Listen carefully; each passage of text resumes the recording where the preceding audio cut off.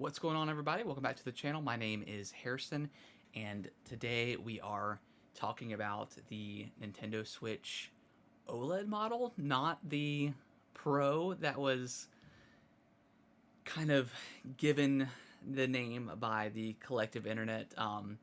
It's just been kind of a funny situation this whole year with with the Pro rumors and stuff like that. But before we get started, if you like this video, please consider giving it a like, subscribing to the channel, turning on all the notifications, all that good stuff. This is my first video back since kind of vacation and E3. There hasn't been a ton of news going on that's been really worth making a video over, and just been kind of nice taking a break.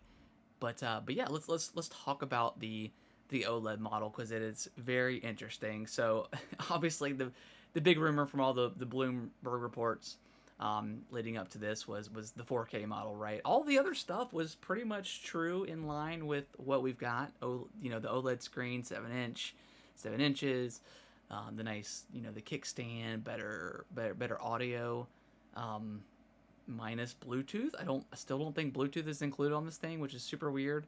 And then also it's not any more powerful than what we've got now, which is why I think most of the internet is upset about this thing. But yeah, just leading up to the events of it was so strange, and then it didn't happen before E3, and then nothing happened at E3. And then on a random Tuesday morning, we get the OLED model YouTube trailer airing on YouTube, of all things, which is interesting. No direct, but that's kind of how Nintendo's been doing. They're just kind of been doing YouTube videos on their channel, which is good for them. I think that thing's at like almost 4 million views, which is insane, but very interesting. I think, obviously, all the reports did not come out of Nintendo. It was not something that Nintendo created. It was just kind of these Bloomberg reports that were happening, which were mostly accurate. But somewhere along the way, 4K got mixed into it. Maybe just these reports assumed that it would be a 4K model because it makes sense.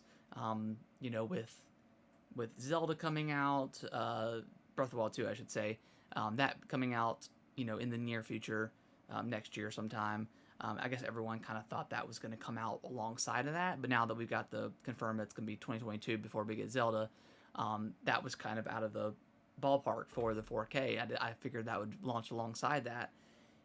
But yeah, it's just been super interesting that all this narrative has been focused around Nintendo and this 4K model, this Pro version that never really was, and I'm not sure where it kind of came from. I think it was just the reports, and then just maybe misconstruing the information, or maybe putting your hopes and dreams into the information, and then all the YouTubers coming around talking about it, like, a tremendous amount of YouTube videos just talking about every little detail of, like, the Bloomberg report, and then the Amazon listing in Mexico, and then just everything. And then yeah, we finally get the announcement of the OLED model, and while it's super exciting because it's a new addition to kind of the Switch family, it's weird that it gets announced now, and that it's not really more powerful than what we currently have on the lineup. Which, if you look at Nintendo's history, that's a total Nintendo thing to do. You look at the Game Boy Advance going into the SP, the DS, the original, the DS Fat going to the Lite, and then the DSi, and then eventually the 3DS to the 3DS XL, which the XL is more powerful than the 3DS. So that's funny that version is, that jump is more than what we're getting now with the OLED model. But let's talk about what I like, because obviously the things that we don't like, it's not 4K, right? It's not 4K. That's the big thing coming out of this. People are upset about that. Interesting that it still doesn't have Bluetooth. I guess I'm jumping into what I dislike first. The Joy-Cons, they're the exact same. It's been reported by Nintendo that they're exact same that we currently have now. So Nintendo still has not addressed the Joy-Con issue. So that's still interesting that that's still the same. It's weird that they haven't addressed it, but it's Nintendo, so I feel like I say that almost every Nintendo video. We just kind of take it as is, because that's what we're used to with them. And then, of course, like I wish there was a proper D-pad on those things. But I mean, it makes sense as a slight iteration to what we currently have. Everything has to kind of fit along with the accessories that we already kind of acquired over the years for the base Switch model. So it makes sense that they're not going to change it too much. But let's talk about what I like. I mean, obviously the kickstand is a huge improvement. Should have been on there in the first place, and you can kind of say a lot of stuff about and the improvements that they put on here, but it's nice that they did address it and it's there. The color and the new dock is super nice. That kind of grayish white tone is super beautiful, and I really really like it. Yeah, it's just a really really cool color. And Nintendo has this way of, anytime there's a new color variant or scheme or edition like the Animal Crossing, the colors always look so nice, and you're always like, do I want to drop 200, $300 for this? Probably not, but it looks really good. So there's a lot of good things about this OLED model, and then of course the screen itself. It's going to look nice in handheld. That being said, for mainly handheld users, I mean, you get big improvements, right? You get the awesome tabletop mode, and then the OLED screen looks super nice, enhanced audio, all that good stuff. But for people that primarily play in docked, I mean, you're getting nothing new except for it just looks nicer when you're playing with it. And that's about it, right? I mean, there's nothing else announced for kind of for using it docked, and that's a huge bummer because the Switch is all about kind of versatility and giving players options, and they really went in the direction of handheld, which is fine. It's a minor iteration than the previous, so it's hard to complain. But let's talk about price. It's at $350. $349.99, so 50 extra bucks for no new power, the OLED screen, nicer kickstand. So it's hard to justify, and you also got to ask the question: is who is this Switch for? Because people, I'm sure, have already double dipped and gotten a Switch, and also gotten a Switch Lite. I was talking with my brother, who I co-host a podcast with, gaming with the Broscast. He double dipped. He's got both a Switch and a Switch Lite. I've only got a Switch, a regular Switch, the base model, and then my daughter has a Switch Lite. So while we got both, I have not technically double dipped. But that being said, obviously a lot of people are gonna go in and get this thing because it's Nintendo. They want kind of every iteration that they offer, because they're a toy company. You want to collect what they have, and right now, when those pre-orders go live, I'm probably going to go ahead and pre-order one just so I have it. And then if I decide to cancel it, I'll do that. But yeah, you got to ask who is this for? At this point, I mean, the Switch has done so well, especially the last year from the pandemic, that a lot of people just have them. And with Animal Crossing coming out and the Switch Lite coming out, it's sold huge numbers.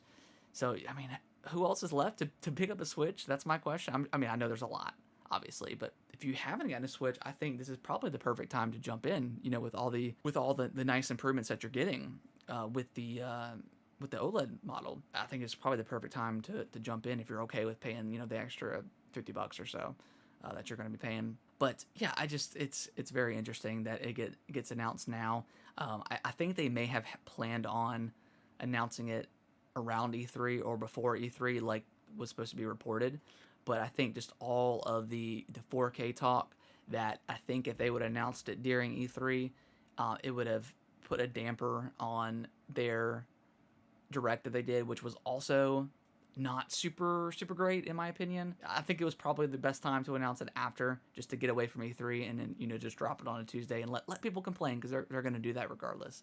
I am excited. They heavily featured Metroid Dread, so I think they're hoping that I think this game will sell very well, so I'm excited for that game, and it's kind of like the launch game for it, which makes sense. It's a 2D, so it doesn't require a lot of power. But the next question is, because YouTubers and everyone have already started the 4K talk again, days after this has been announced, where does this 4K model, because it's not, Nintendo may have planned on doing the 4K model now, but with chips not being readily available, with still affected by the pandemic, maybe they just had these screens ready to go and they said, we got to get this out the door. We got to get something, in the fiscal year. We've got to get something for the shareholders. Well, whatever it is, they're made wind of all this 4K talk. We got to get something out there. Of course, this was months and months in advance.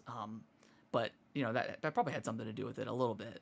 So where does this 4K model happen? Because the next game is Zelda, right? That's the next big game, and Zelda already chugged on the Switch in dock mode, when it first came out, and I can only imagine that Breath of the Wild 2 is going to chug even harder and be harder to run on a base Switch. So does this 4K model still come out, or do they just release a new Switch, like the Switch 2, whatever the next new thing is, and still be compatible with older Switch games? I have no idea.